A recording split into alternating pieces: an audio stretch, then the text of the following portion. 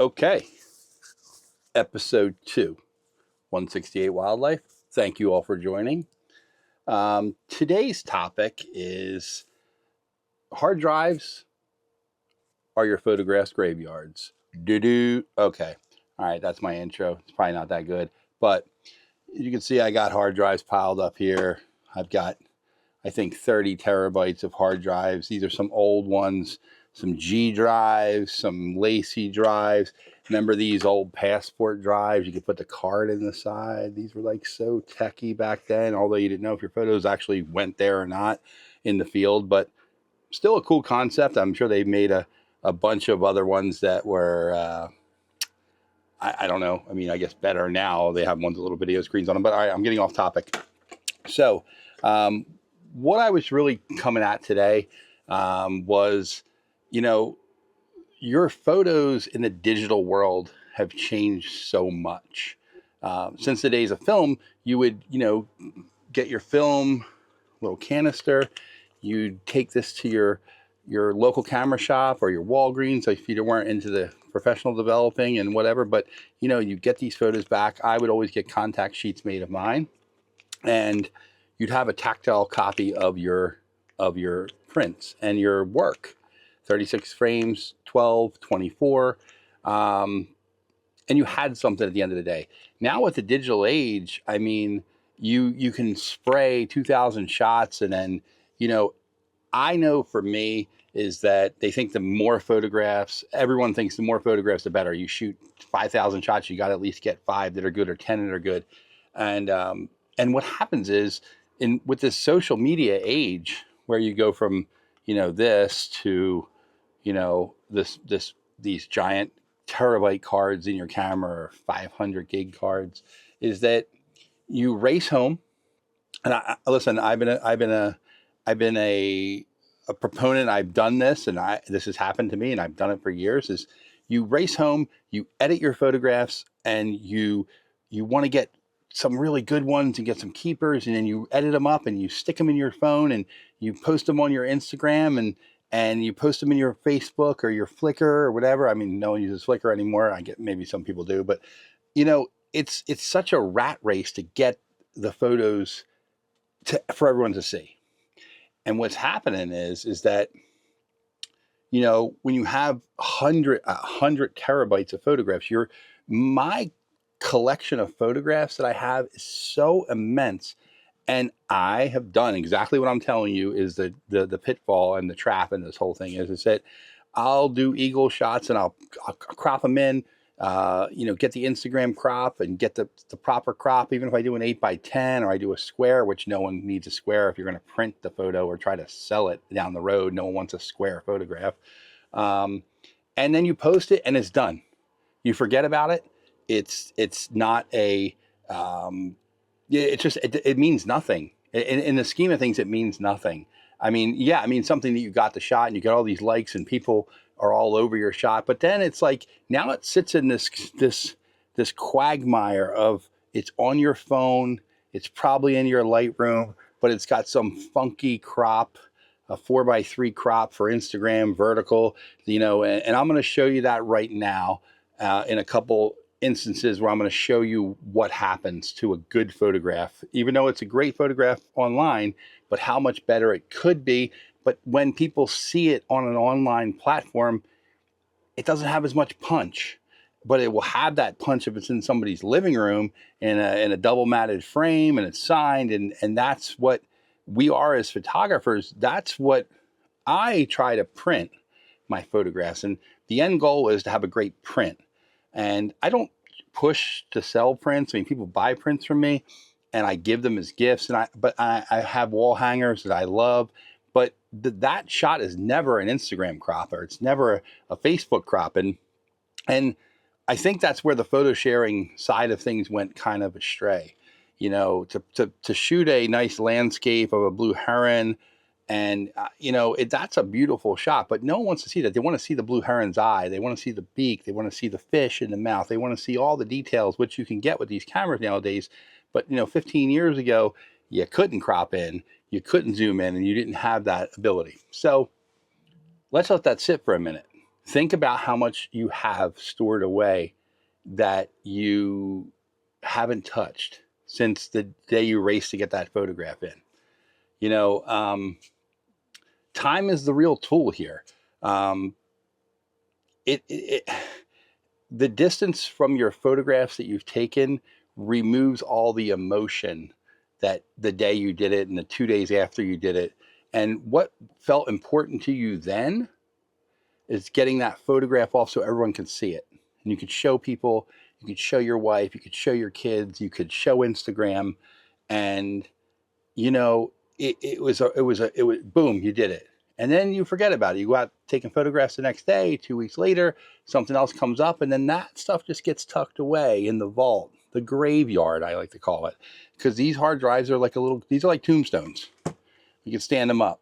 But that's what I'm trying to get at. And I know it might sound a little redundant. I'm sure people have thought of this before. But, you know, your old work is some of your best work, probably. I mean, you know, I like to say that you're, I mean, I feel that I missed stuff when I go back through old hard drives. I miss the beauty of the scene. I miss the background. I miss the lake, the glassy water, because I was just trying to get that picture of the hawk, or I was just trying to get in tight so everyone could see how beautiful it was. So basically, the old work is not bad. It's unfinished.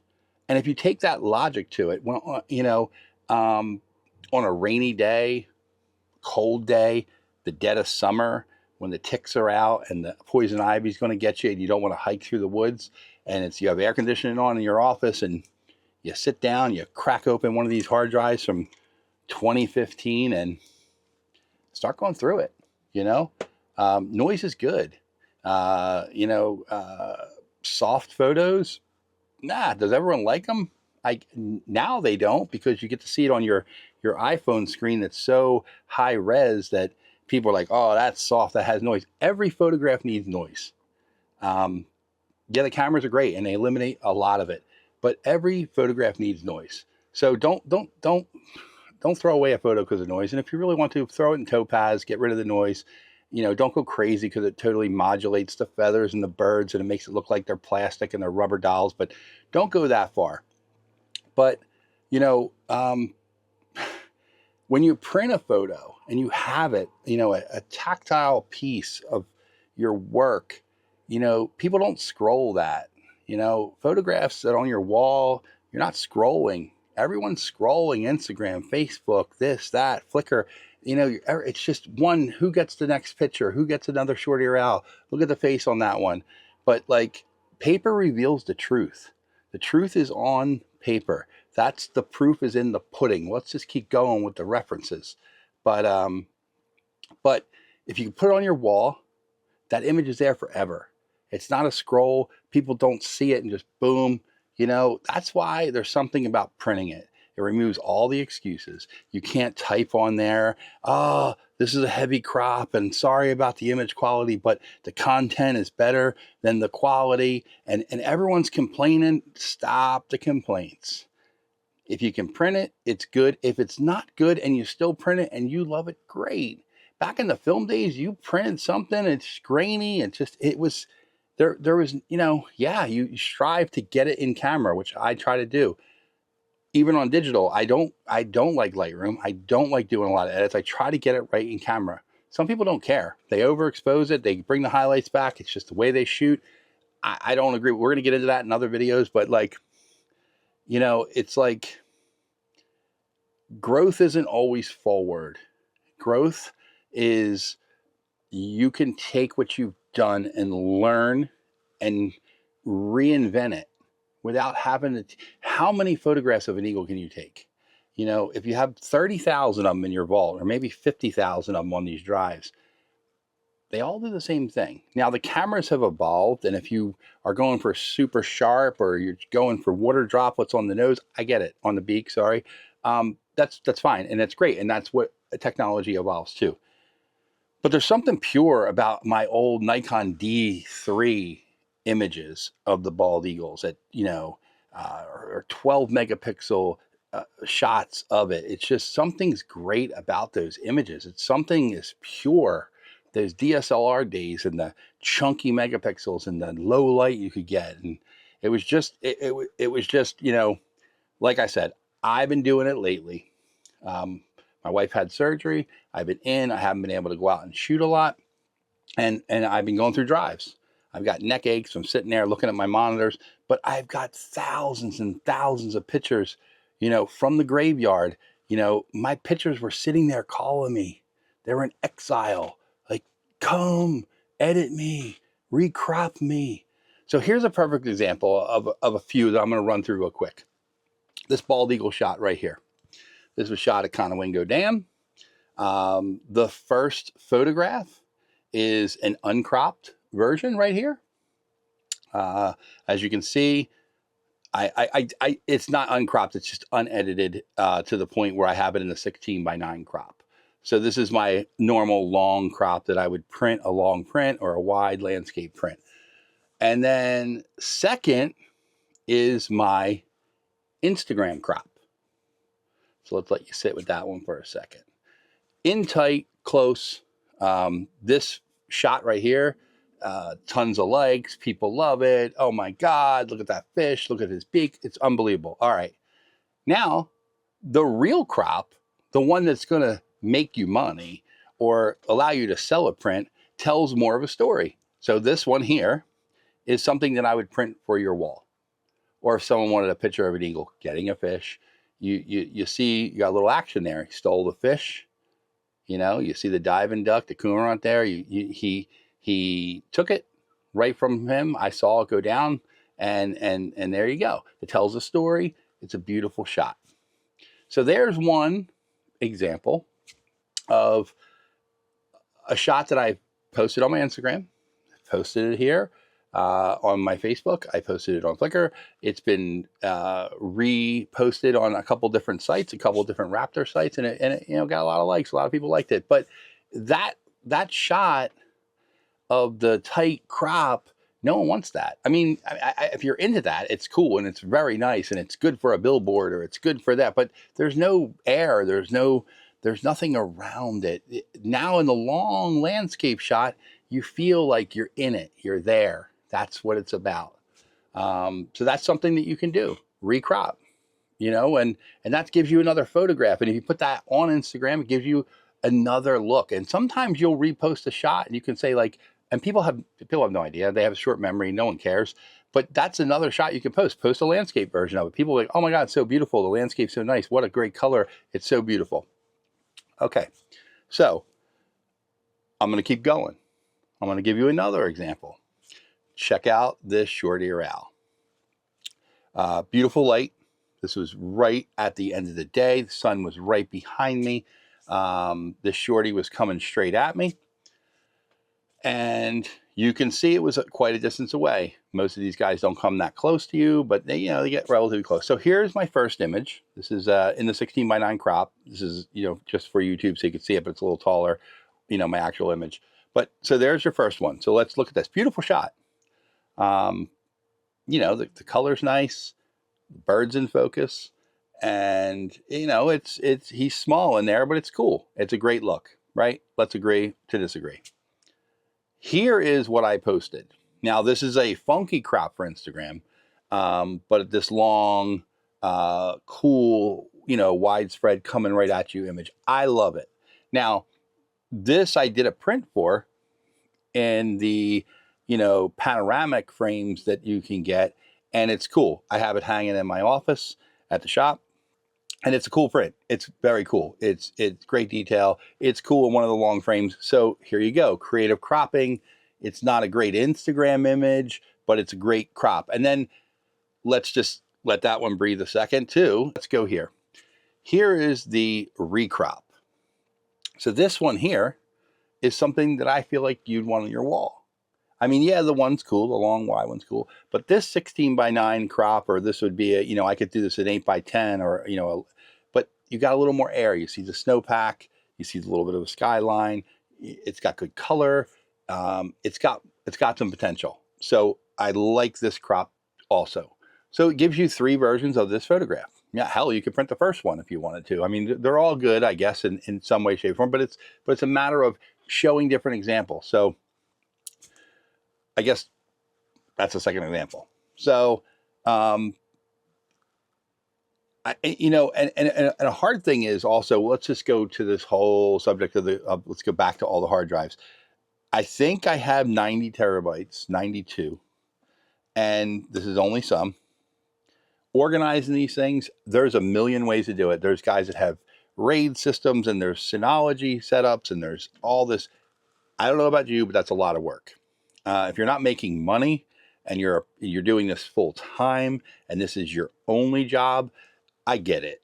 I don't have that kind of time. I don't have that type of money to have this giant system, and I'm rolling the dice every day. I use a lot of little SSD drives for my daily workflow. I edit off these. They're so fast. They're almost faster than the ones in your computers right now. So the SSD drives are huge, and they're expensive. $200, $300, $400, $500 for some of them. They get a little pricey, and they fill up quick, especially with these new cameras. And the 100 megapixel file in the Fujifilm, 5,000 shots is I can fill up a little 2 terabyte hard drive in a long weekend. That's a lot of data. So organizing's tough, and you can make lists, you can do this, you can do that. There's a lot of little things you can do, and I'd like to get into a more detailed conversation about that. I don't have a good system for it. I watch a lot of people, the amount of time that they take and they're tagging and they're doing. And Lightroom is tough too. You lose your library, you upgrade, you switch computers. Lightroom is not a good spot for all your photos. I save my raw files in a separate folder. I save my edited files in another folder. I date them. Is that the best way? Probably not. I have keeper folders. I double back them up on different drives. I have drives that are just backups of keepers. And God forbid something happens. There's thank God for the cloud. I hate the cloud. I hate the Google Photos and the Apple Cloud, and the Adobe now has one, and Premiere. I mean, Lightroom has one. I guess they're a failsafe. I mean, they do help you in certain regards. And Flickr, I still put stuff on Flickr just so I have it just in case. But I have a fire. I try to keep a drive at another location. It's just very difficult. So that's a whole nother topic. But all right, so let's wrap this video up. I hopefully that this is something that you would do, and send me some. I'd like to see some. So I'd like to have some feedback on this. If people think about this, and you can see how you evolve. Look back at 2015. Look back at 2010. Look back at the old photos and appreciate what you did. Even if it's not as good as your new, you're not going to have it as good as your new Z9 or your A1. It's not going to be. The image is going to be good. Your experience is good. Think back about that time. Journal about it. Grab your journal and while you're editing, go through and remember that day, because it'll come back to you. You go in and look at the picture of the Northern Harrier in that field in the snowstorm with your buddies, and man, it brings up all these old memories. And that's what this is all about. It brings up, I was in the car, it was freezing cold. I got out, I had the wrong shoes on, but I got that shot. It's almost like a diary too. It brings it out of just these vaults, it's a legacy that you created. This is your legacy. So before you go out and race to shoot or try to get more owls or try to get more eagles, look back, and you might already have what you're looking for. These photos are left behind. And let's wrap it up with this last one. I'm going to give one more example. People say I should involve more photographs in my videos, and I know there's only been one and other ones. But here's a great horned owl. Here's the original image, 16 by 9, or whatever. So there's your crop. They're playing together, kissing, whatever you want to call it. And that image, I love it. I was there for days with these owls, months actually, and this particular day they were really into each other. So here is my second image, the cropped one for Instagram. This got loves, all likes, and this, and shares, and everyone loved it. And it's a cool shot. I love it. People think it's great. How did you make them do that? I didn't make them do it, obviously. But it's a cool shot. And this is your social media shot. Now, this would be framed, not bad. Still needs a little bit of air around it. And then let's go to the one that I would sell or print if I was going to sell it. Now, That's much better, correct? Maybe it's not better for Instagram or that, but it's better. It's got more around it. It gives you the scene, gives you what it is. And I love them. I love all three. The first one's way too wide and way too much going on, but the second and the third ones I could deal with. I would put it on my wall. I like it. All right. So we got a couple photographs up on this video. It's a little long. Thank you all for watching. Hopefully you hit subscribe. You're probably bored. Maybe you're not. Hopefully you're not. But next video, we're going to talk about, maybe we'll talk about the Nikon D200. Maybe I'll do a Really Right Stuff video on some ball heads and some new gimbals, or maybe a Holdfast one. I'm not sure. But thank you all for tuning in, and thank you for watching. Leave me some comments, and hopefully I see you back on the channel again. 168 Wildlife. I'm on Instagram also. And have a good day, everyone. Keep shooting and go through the graveyard.